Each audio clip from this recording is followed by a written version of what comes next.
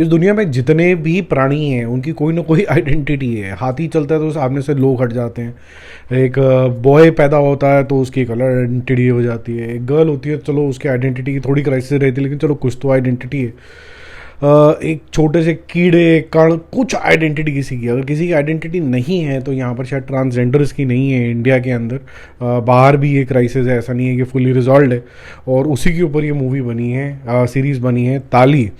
जियो पे ये रिलीज़ हुई है, 6 एपिसोड है।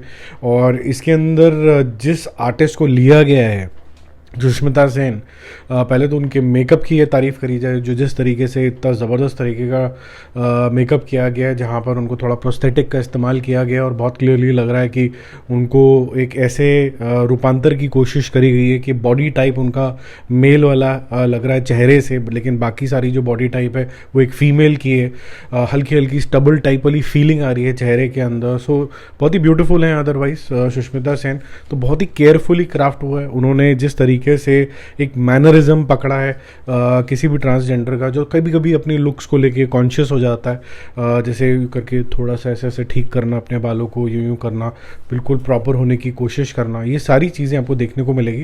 बेसिकली ये ट्रिब्यूट है गौरी सावंत जी को, और जिन्होंने बहुत सारा बीड़ा उठाया अपने सर के ऊपर ताकि वो ट्रांसजेंडर के लिए कुछ आवाज़ उठा पाएँ। वो एक ट्रांसजेंडर के एक्टिविस्ट हैं।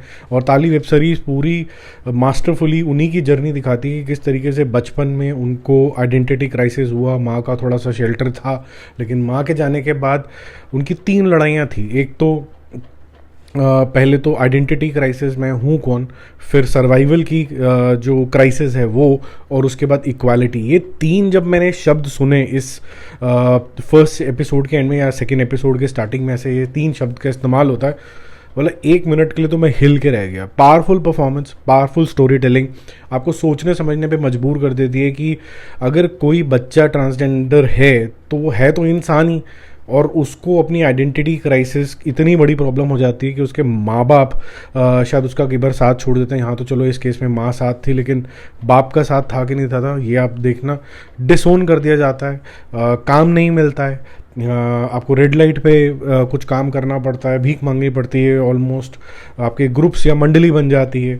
वहाँ किस तरीके का बिहेवियर होता है, और क्योंकि वो लोग भी अल्टीमेटली एक तरीके के हो जाते हैं, वो भी अपना उत्थान इतना ज़्यादा नहीं चाहते हैं। और इक्वालिटी की ये जो लड़ाई है, इसके अंदर जो नॉर्मल बीइंग्स हैं उनकी अपब्रिंगिंग इस तरीके की होती है कि घिनता से देखो ट्रांसजेंडर को।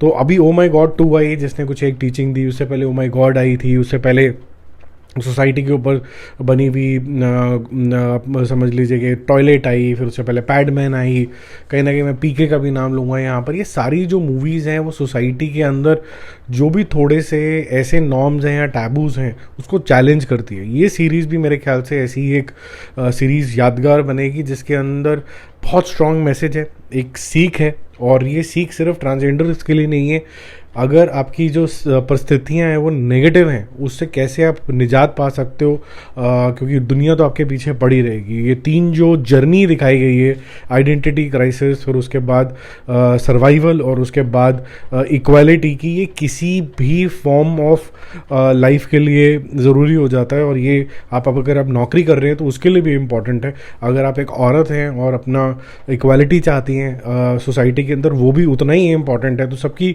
लड़ाई छोटी बड़ी हो सकती है, बट इसी तरीके की ही होगी।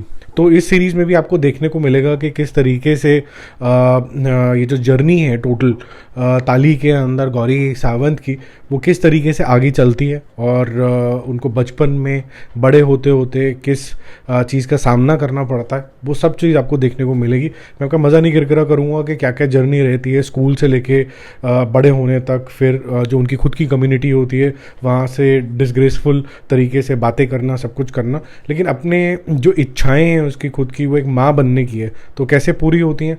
क्या हमारा जो कोर्ट ऑफ लॉ है वो एक ऐसी जजमेंट देता है ताकि इनको इक्वल राइट्स मिल पाएँ कि नहीं मिल पाएँ ट्रांसजेंडर को, ये सब आप सीरीज़ में देखोगे। मैं इस सीरीज़ को जिस तरीके से अभी बोल रहा हूँ, मुझे खुद को एहसास हो रहा है कि ये शायद रिव्यू कम और रिएक्शन ज़्यादा है, क्योंकि ये जो तरीके की सीरीज़ होती हैं वो आपके दिमाग में इतना गहरा घर करके चली जाती हैं कि आपको पता है कि आप कौन हो। लेकिन कुछ लोग हैं जिनको पता है कि वो कौन है, लेकिन दुनिया मानने के लिए तैयार नहीं है। अब आप क्या करोगे एक अकेले वर्सेस द एंटायर दुनिया, and you have to be like a real शेरनी to kind of fight that out. ये सीरीज़ उसके बारे में आप ज़रूर देखिए। I will encourage everybody on my channel, at least all my subscribers, to watch it।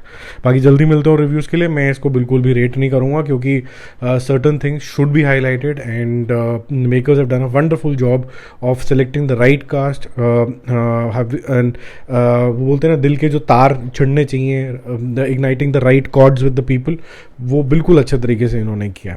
ठीक है, बाकी जल्दी मिलते हैं और रिव्यूज़ के साथ। जाते जाते अगर हम सेटअप की बात करें तो मुंबई के अंदर ये बेस्ड है। जिस तरीके से घर दिखाए जाते हैं, चौल टाइप का माहौल दिखाया जाता है, और छोटे छोटे हाउसेस दिखाए गए हैं, वो सब चीज़ें आपको अच्छे तरीके से उसी जोन के अंदर ट्रांसपोज कर देगी जहाँ पर आपको लोअर मिडिल क्लास तबका दिखेगा, और जब राइज होगा तो आपको एक कंफर्टेबल ज़िंदगी भी देखेगी। ये नहीं कि बिल्कुल शीश महल है, लेकिन एक उत्थान वाली फीलिंग आनी आपको शुरू हो जाएगी। Bye bye.